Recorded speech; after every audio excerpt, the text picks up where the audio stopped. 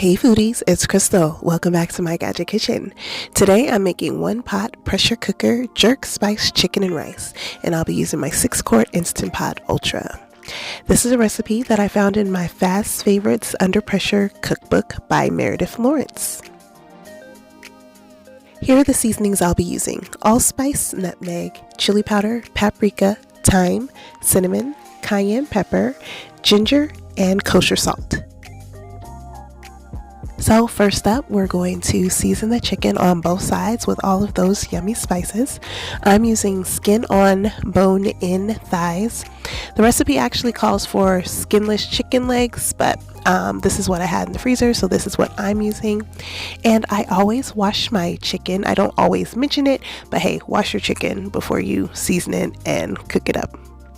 Anyways, once the chicken is all seasoned, I put it in a Ziploc bag and I let it chill in the refrigerator for about 30 minutes.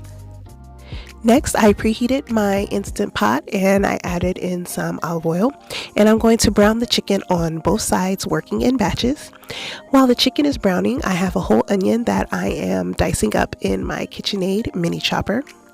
And once the chicken has browned, I am going to set it to the side, and then it's time to saute the onions.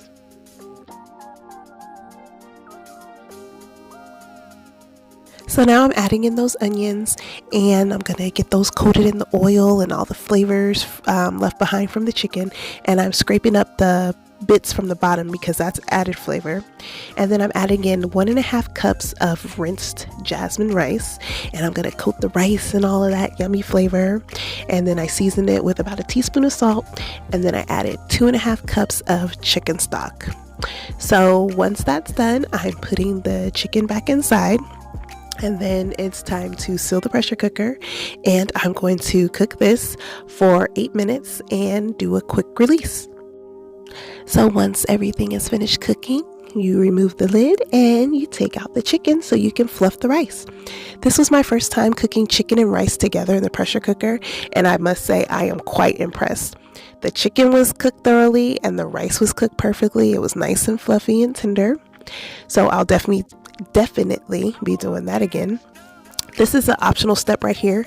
I did broil the chicken thighs for a few minutes to crisp up the skin. Gosh, I can't talk.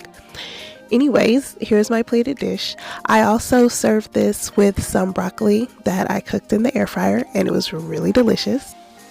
I do hope you guys give this recipe a try.